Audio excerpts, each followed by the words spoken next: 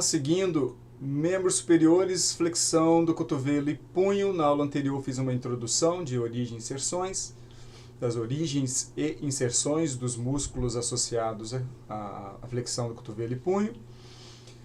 E esta é a videoaula 22 da musculação. Vamos lá falar agora de flexão do cotovelo e punho, de exercícios especificamente. E eu já vou começar fazendo uma comparação de variações de flexão do cotovelo, que está lá no livro que eu uso bastante, que é da Cláudia e do Rony. E aqui então as variações são uma que eles estão chamando de direta ou supinada, que é talvez a mais conhecida, que alguns vão chamar de rosca direta, por exemplo. Essa aqui que alguns chamarão de pegada neutra ou às vezes de pegada martelo. E essa aqui de inversa, pegada inversa ou pronada. E então a Cláudia e o Rony vão comparar essas três estratégias e vamos ver o que eles mostram pra gente.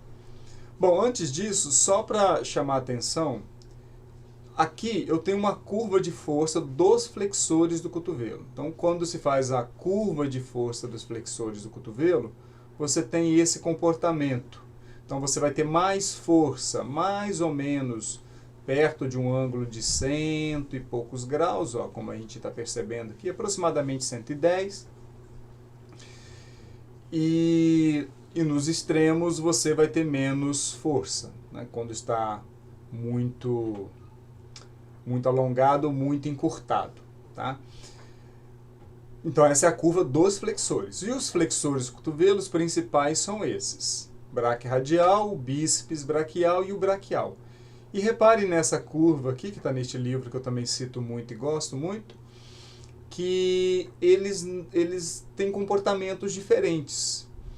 Primeiro, isso aqui está mostrando qual é o braço de força de cada um, né? O braço de momento de cada um. E eles têm braços de momento diferentes para cada momento angular. Esse desenho aqui dá noção em que momento angular que está. Aqui aproximadamente 60 graus, aproximadamente não, 60 graus, né? Está caracterizando aqui.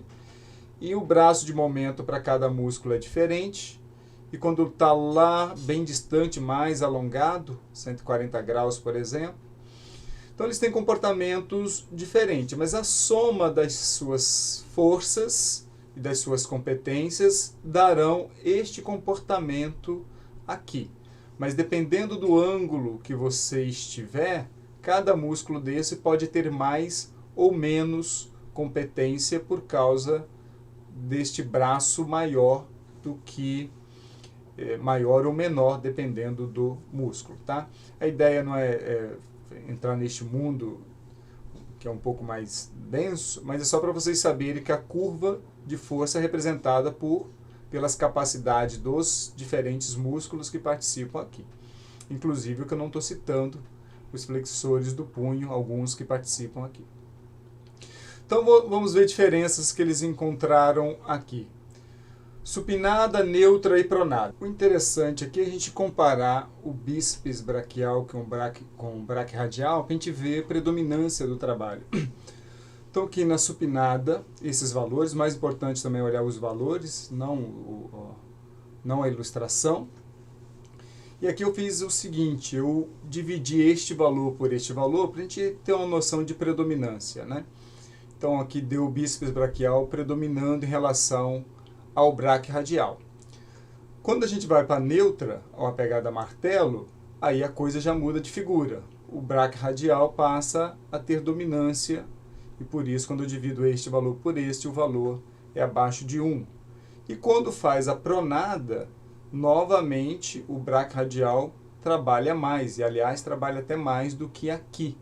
Então estes dois exercícios aqui, a pronada e a neutra, são exercícios que você vai valorizar mais, vai dar mais ênfase ao braquiorradial. Enquanto que este aqui, a supinada, você vai dar mais ênfase ao bíceps braquial e o braquial, que não está aqui porque ele é um músculo profundo, difícil de medir, mas parte dos sinais, desses sinais, pode até ser um crosstalk com o braquial. Tá? Então, esse exercício, supinada melhor para o bíceps braquial e braquial. E essas duas variações, você vai valorizar mais o braquioradial. O movimento de flexão do cotovelo e o de supinação da radionar, realizados concomitantemente, aumentam a ativação do bíceps braquial. É uma afirmação que eles fazem aqui. Isso se deve ao desenvolvimento das duas principais funções desse músculo. Veja, o que eles querem dizer.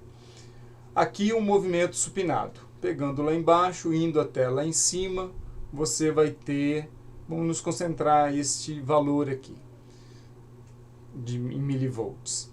Agora, eles vão fazer a comparação com isso aqui, começando com a pegada neutra e terminando supinado. Isso quer dizer que do início do movimento até o final houve a supinação. Então há um movimento de supinação e de flexão do cotovelo ao mesmo tempo. E aí o que se percebe é um aumento do trabalho, que nesse caso foi de aproximadamente 10% mais para o bíceps braquial do que se você fizer só o movimento supinado. Então, o que eles querem dizer é que fazendo o movimento de supinação da radionar com a flexão do cotovelo, você trabalha mais o bíceps braquial.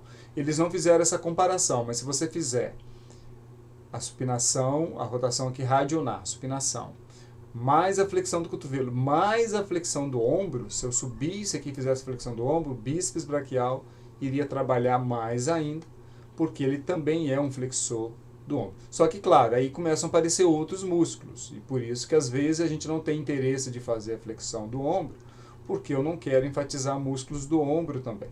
Então, a gente às vezes se concentra só no cotovelo. Existem muitos exercícios, muitas variações, com barras, barra reta, barras em W, com halteres diferentes, com cabos, pegadas mais afastadas e mais próximas, com aquilo que o pessoal chama de treinamento suspenso, né, que alguns chamam de TRX, aqui que eu já mostrei na pegada pronada, usando alguma estrutura de suporte, como um banco Scott ou a própria coxa. Então existem muitas variações. As diferenças nessas variações têm a ver com braços, com fatores principalmente mecânicos, que aí são fatores que eu falo nessa aula aqui, ó. Tópicos aplicados à musculação de biomecânica, para você poder entender um pouco mais, né, dessa estratégia. Aqui, por exemplo, ele vai começar com o bíceps bem alongado, e por causa deste braço de força entre o momento inicial em relação à articulação do ombro, o bíceps vai começar mais alongado e ele tende a ser mais exigido do que numa posição como essa, que ele começa bem menos alongado. Tá? Aqui ele também faz uma variação jogando o cotovelo para trás, certamente para diminuir a participação de músculos relacionados ao ombro, que é o deltoide. Né? A distância do braço em relação da barra em relação ao cotovelo continua a mesma. Né? Mas ele faz isso, diminui a participação do ombro. Quando ele joga o braço para trás, ele dá também uma pequena alongada no músculo, né? Porque ele alonga aqui. Então, é uma forma de talvez enfatizar um pouquinho mais o bíceps braquial e tirar um pouco de trabalho do trabalho isométrico aqui em relação ao ombro. Então, essas diferentes estratégias, esses braços e o que vai mudar, não dá para discutir um por um, porque, como vocês veem, são muitos movimentos. E aí dá uma estudada nessa questão mecânica que eu falei nesta aula, que é uma aula longa, que é uma aula que dá uma boa noção sobre isso. Há uma Deixa eu só voltar aqui. Aqui, ó, a gente está vendo duas. Veja que essa pegada aqui já é uma pegada que vai ficando entre a supinada e a neutra, e aí vai mudando, claro, a ênfase. Como a gente viu ali atrás, a pegada totalmente supinada vai valorizar mais o bíceps braquial e o braquial. À medida que eu vou indo para uma pegada neutra ou pronada, eu vou dando um pouco mais de ênfase para o bráquio radial. Mas o que eu queria chamar a atenção aqui é uma pegada próxima e uma pegada afastada. Há quem sugira que a pegada afastada seria uma forma de você trabalhar um pouco mais a cabeça curta do bíceps. Eu confesso que eu nunca vi isso descrito cientificamente. Até há uma base, porque ao pegar mais afastada, a cabeça curta vai ficar mais alongada e por isso ela poderia trabalhar mais. Mas eu confesso que eu ainda não vi isso escrito cientificamente. Pode ser que tenha, porque eu não consigo acessar tudo que se produz. Então há quem diga isso. E lá em treinamento de força eu falo da importância de se trabalhar até a máxima amplitude, não trabalhar de forma curta. Esse exercício também é outro que é bem diferente, né?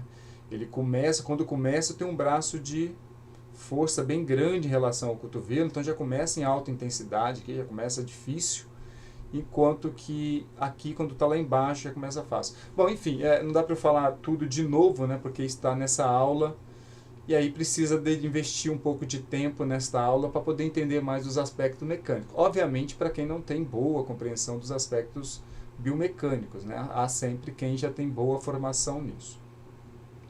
E aí, outras formas de fazer. E fazendo assim, por exemplo, fazendo um trabalho com cabo de frente para o cabo, ou de costas para o cabo, também tem diferença mecânica.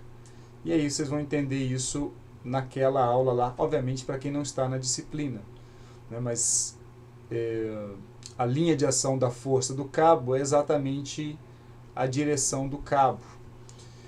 E para cada momento angular você pode ter pequenas diferenças nos exercícios. Se ele, por exemplo, estivesse mais próximo aqui já não seria igual, se ele estivesse mais para frente aqui já não seria exatamente igual. E aí são muitas variações possíveis. Mais uma variação que eu não tinha mostrado lá. E sempre talvez uma outra coisa que eu posso destacar aqui é que se você começa sempre bem alongado, deixa eu voltar aqui, como neste caso, começando com a musculatura bem alongada do bíceps braquial, obviamente ele vai trabalhar mais do que se você começar com ele mais encurtado. Então, tanto ele como o braquial. Mas como o bíceps braquial também tem inserção lá no ombro, repare que ao fazer isso aqui, ele está fazendo uma espécie de... Ele começa já com o ombro com uma certa extensão. Então o bíceps vai começar mais alongado ainda. Tá? Então essa é a fala que eu disse ali atrás sobre pegada próxima afastada. Está lá no livro do francês Delavier. Então ele diz que a pegada aberta, né, que ele está chamando de larga, você teria a predominância da cabeça curta do bíceps e a pegada larga, né, que é essa aqui, predominância da cabeça curta do bíceps, e a pegada próxima, a predominância da cabeça longa do bíceps. E o raciocínio é que quando você pega mais afastado, a cabeça curta ela vai ficar mais alongada e ela tende a trabalhar mais. Bom, essa é uma fala dele que ele não cita a referência, aliás, ele nunca cita as referências. E sem referência a gente não consegue consultar para ver se é verdade, né? Então, essa é uma coisa que eu ainda não vi se é verdade, mas é uma variação possível. Alguma pequena diferença, no mínimo, deve ter.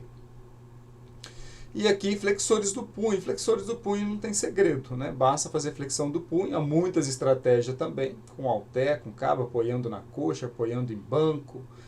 A gente, de modo geral, eu pelo menos, de modo geral, para prescrição de treinamento em saúde, qualidade de vida eu não faço exercício específico para o punho, porque tudo que eu faço de pegada aqui, até os flexores, a flexão do cotovelo, já trabalha vários músculos do punho. Então eu particularmente não tenho, de modo geral, interesse específico nisso, a não ser, exceto se fosse grupos específicos, né? Atletas, por exemplo, de repente atletas do judô, jiu-jitsu. Embora jiu-jitsu eu não sei como que é a questão da pegada. O judô, por exemplo, depende muito de pegada, então de repente seja interessante. Jogadores de tênis, ter isso aqui bem fortalecido é interessante. E aí você já tem que começar a pensar para grupos específicos. De repente para o próprio fisiculturismo, né, que quer ter uma definição por aqui e tal. E quando faz, eu falei lá atrás daquela pegada pronada, e eu chamei atenção para o braquioradial, mas quando faz a pegada pronada, outros músculos que podem contribuir aqui são os extensores do punho, por causa da posição, que é o que está sendo chamado a atenção aqui. Extensor radial longo do carpo, extensor curto, mas os extensores eu vou falar na aula seguinte. Tá? Isso aqui é só para chamar a atenção que este exercício, além de valorizar, claro, tem flexão do cotovelo, então sempre que tem flexão do cotovelo, o bíceps braquial e o braquial, eles irão trabalhar. Mas quando eu tenho uma pegada pronada, como essa, o braquioradial, ele passa a ter mais competência comparado aos outros. E tem os extensores do punho que eu ainda não tinha falado, mas a gente vai falar mais à frente nas aulas seguintes. Então eu termino aqui essa parte dos flexores do cotovelo. A gente vai ter aula presencial depois para debater. E quem não é da disciplina, não está fazendo disciplina agora e está assistindo o vídeo em outro momento, pode deixar perguntas, comentários lá no canal, que assim que eu ver, eu dou uma resposta também. E aqui no nosso livro, nesse site, para quem tiver interesse. Nosso blog. E as últimas 2 postagens foram essas. Há outras postagens, além dessas lá, vale a pena acompanhar para complementar a formação. Então termino aqui e mais à frente, não hoje, mais adiante eu faço mais aulas de musculação.